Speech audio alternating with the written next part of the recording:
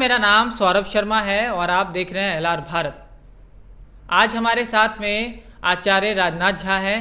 वो बताएंगे कोरोना में क्या किस तरीके का खान पान करना चाहिए और साथ ही साथ कोरोना में किस तरीके से बचना है, ये शास्त्रों में किस तरीके से इसका वर्णन किया गया है। आज हमारे साथ में बताएंगे बाबा किस तरीके से जो शास्त्र में कोरोना जिस बीमारी महामारी है, शास्त्रों में इसका क्या वर्णन किया गया है। देखिए, शास्त्रों में तो रोग के विषय में विभिन्न चर्चाएं हैं और रोग से हमारे प्राचीन संस्कृति में भारतवर्ष में जो प्राचीन हमारी पद्धति थी, सनातन पद्धति, उसमें खान पान से लेकर के रोग निरोधक क्षमता बढ़ाने के लिए भी कई तरह के आयाम बताए गए हैं। तो सबसे पहले अगर कोई भी रोग निरोधक क्षमता बढ़ाने के लिए आपको सात्विक आहार लेना पड़ेगा। सात्विक आहार अगर आप लेंगे तो आप में रोग निरोधक क्षमता की जागरण होगा। सात्विक आहार क्या होता है? तो 3 तत्व होता है, सत्व, रज और तम।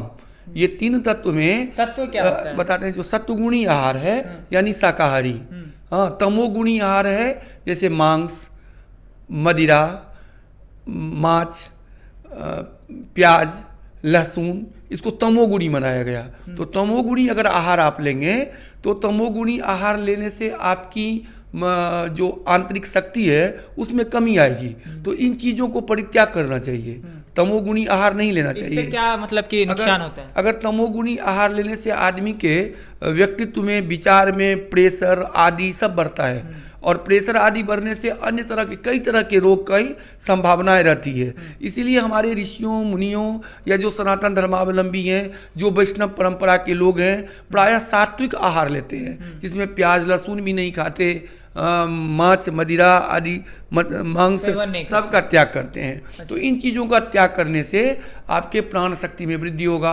तो प्राण शक्ति में अगर वृद्धि होगा तो प्राण शक्ति जो है उसी से हम रोग से बच सकते हैं। हमारे अंदर के इम्यूनिटी पावर जो है। बाबा एक बात बताइए कि कोरोना महामारी पूरे विश्व में है, हर देश इससे जूझ रहा है, भारत बहुत परेशान है। शास्त्र क्या कहता है कि कोरोना कब तक भारत से खत्म हो जाएगा? देखिए, अगर शास्त्र की बात करें तो मैं एक ज्योतिषी के नाते बताता हूँ। ज्योतिष गणना के अनुसार जो पिछला सूर्य ग्रहण लगा था ना दिसंबर में, उस समय में जो भारत की मतलब खगोल की आकाश मंडल की ग्रह स्थिति थी उसमें 6 ग्रह एकत्रित हुए थे और प्रायः दिसंबर से ही ऐसा आकाश मंडली प्राकृतिक आपदा का चार चला ज्योतिष के दृष्टिकोण से। तो देखा भी गया, उसके बाद से उत्पात होने लगा। और जहाँ तक कोरोना की बात है तो ये कोरोना की तो आप देखते ही होंगे, लोग कहते हैं कि मांसाहार भोजन करने से ये बैक्टीरिया फैला है। जो पशु पक्षी आदि व्यक्ति को आहार नहीं लेना चाहिए वही लोग कहीं ना कहीं खाए हैं, उसी का परिणाम ये कोरोना है। ऐसा भी समाचार पत्रों में देखने सुनने को मिला। तो ये दोनों प्रतिक्रियाएं देखिए सत्य है। ये बीमारी का कारण भी जो है वो मांसाहार ही है। लोग पशु पक्षी आदि जो चीन में खाए हैं, कोते लोग ये खाए हैं तो वो खाए हैं, इसी से ये बीमारी चमगादड़ खाने से हुआ है। तो ये जब भी कोई विकृति आहार लेंगे तो उसके बाद ग्रह स्थिति बना और उस समय में राहु जो था वो मिथुन राशि में है। तो राहु जो है वो रहस्यमयी रोग उत्पन्न करता है, रोग का पता नहीं चलता। तो राहु केतु रहस्यमयी योग। ये तो आप राशिफल के अनुसार बता रहे हैं, मगर ये बताइए कि आप एक ज्योतिष हैं और कोरोना महामारी है, ये बताइए कि कोरोना कैसे खत्म होगा और ज्योतिष होने के नाते ये भारत से कैसे विलुप्त होगा? देखिए, सितंबर तक जो ग्रह की स्थिति है, 25 सितंबर तक राहु ग्रह रहेंगे मिथुन राशि में। जब से राहु मिथुन राशि में आया है ये प्राकृतिक आपदाएं आई हैं, कई तरह के भूकंप, अन्य उल्कापात, आंधी तूफान, कई तरह के उपद्रव। आप प्रकृति की अनुकूलता नहीं है आकाशमंडल में। जैसे ही क्रम से ये शुरू होगा सितंबर के बाद तो इसमें काफ़ी थोड़ा सुधार देखने को मिलेगा।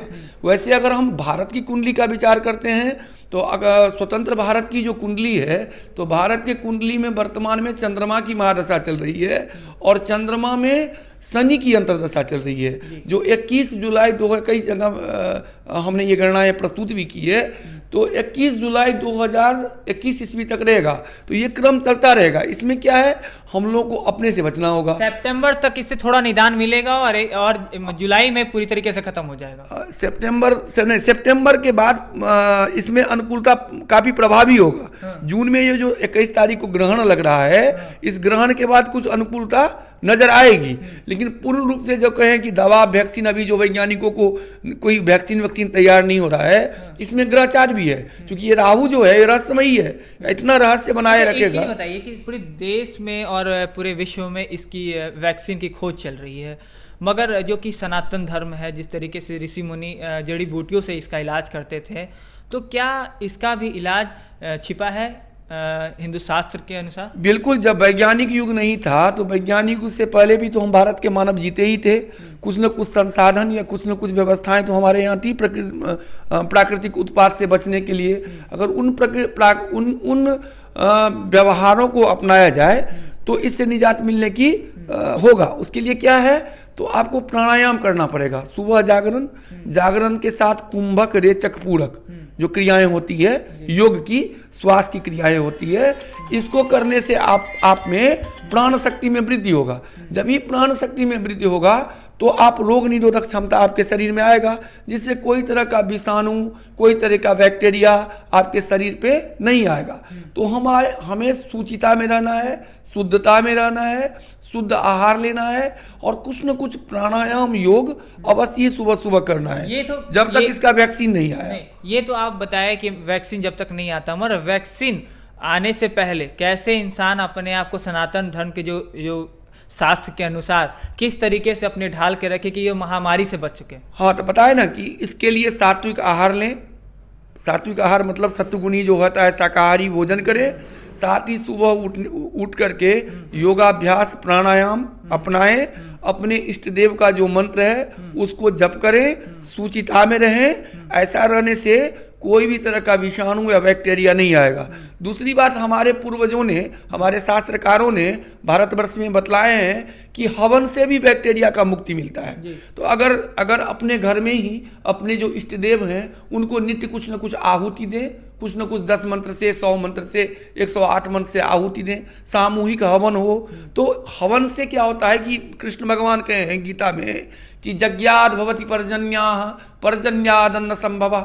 यज्ञ से जो होता है वो मेघ बनता है और मेघ से बारिश होती है और बारिश से अन्न मिलता है और अन्न से हम लोग पोषित होते हैं। तो जब यज्ञ से करने से अन्न, मेघ, बारिश होती थी तो यज्ञ करने से प्रकृति भी शुद्ध होता है, तो प्राकृतिक वातावरण शुद्ध होगा उसके धुआं से।